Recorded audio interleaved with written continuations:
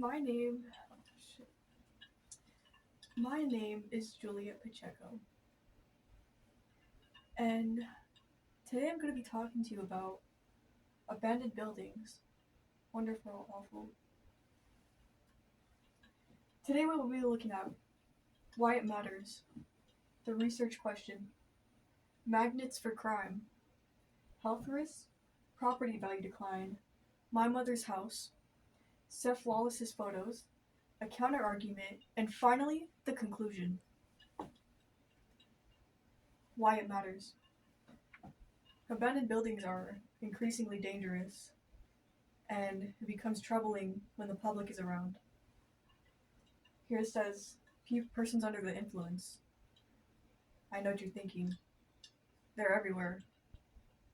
Not just abandoned buildings. But they are in abandoned buildings, though. That's what they are. They hide in abandoned buildings, and they use that to cover for their crimes and drug use. Rabid animals. So, stray animals that may be looking for a place, obviously they could be rabid. And that's not good, Like when you're walking down the boulevard and stuff, you don't want to approach a rabid animal. They have general diseases like something we'll get into later, but sometimes it's not good to breathe in the air, and etc. Like it's not good to breathe in the air. It's not good to be around them. They're just dangerous. Decaying structure. Some of these structures you just don't know when they're gonna fall or just collapse. It's not good to be around them when that happens. So for our research question, we have, how are abandoned buildings bad for society? Today I'm going to tell you why. Oh, that doesn't look pretty. Magnets for crime, drug doing. So these buildings, these structures, often provide like coverage for crime and doing illegal activities, illegal substances. Doing these can be a gateway into other violent crimes and stuff, which can make it also increasingly dangerous. Trafficking. Um, these secluded areas away from the public can be a gateway for people that do trafficking, and like you're not gonna you're not gonna say anything because obviously you don't want any trouble like that. Like for example, if the police come and they arrest the subjects, etc., you don't know who else is gonna come back, who they know. Like you don't know what's gonna happen. Violence, as I mentioned earlier, in like drug doing, violence can also be associated with this. Nobody really wants to live next to that. It's not fun. It's not relaxing. It's really stressful. And when abandoned structures are involved, it really heightens crime in the area. Decaying structures. So because they are abandoned, like they have no person owning them, they can be increasingly dangerous and destructive. Decaying structures because of weather and other things like animals and obviously people. Like if the building is boarded up, they would obviously have to break in to get coverage for things. Other things like homeless people, they could be looking to create a fire and like stay warm. I'll address that in a few minutes. um but yes, these it's not very good. Like the weather condition obviously wears the structure down with no one to take care of it. Fire hazard.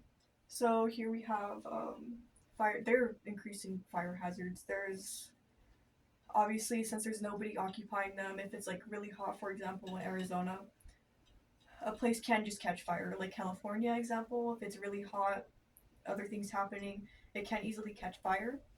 And other things like natural circumstances and homeless people obviously looking to stay warm. They're really desperate, so they don't have anything to really look out for in terms of that.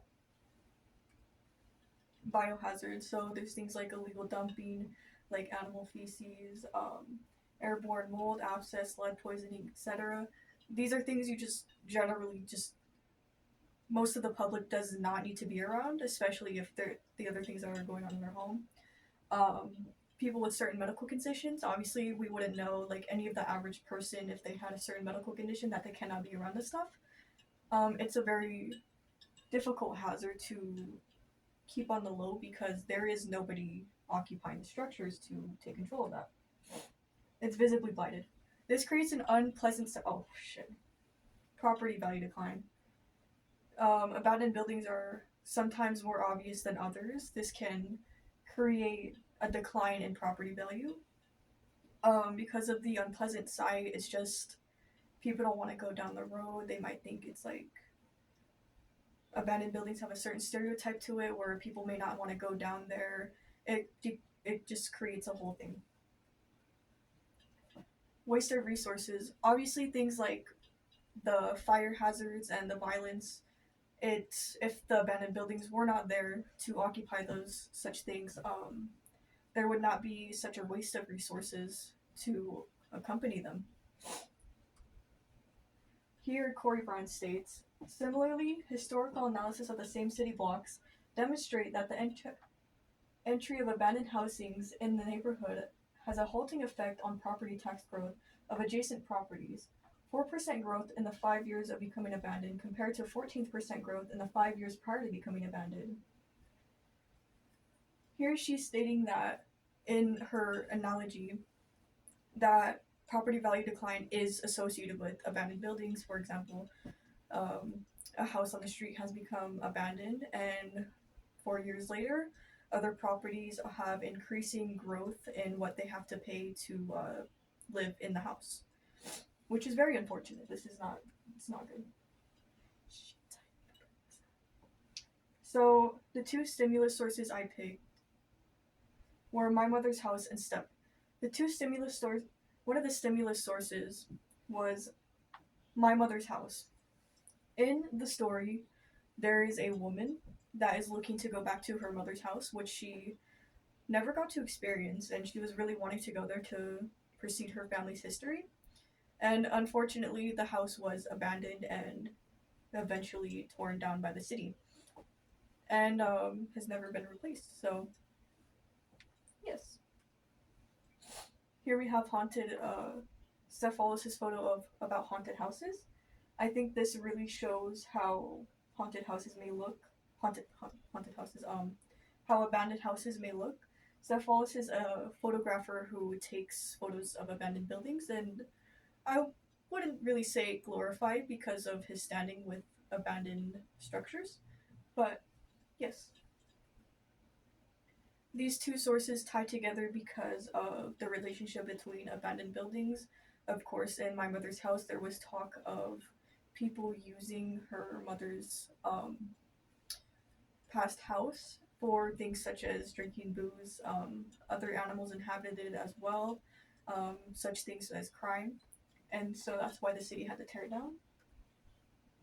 So our counter argument is some people will say that crime and abandoned structures do not have any relationship and that they are two separate things. But there is an increasing study that shows that abandoned structures and crime do have association and is more popular in areas that do have abandoned structures within them.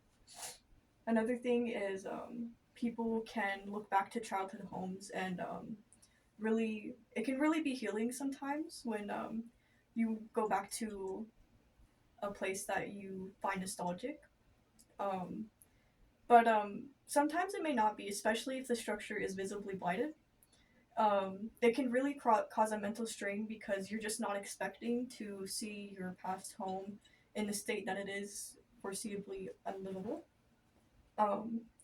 So some other people may say property value can increase due to property potential, and as well as that can be true, most of it is not, especially if the structure is increasingly decaying and showing signs of it on the outside.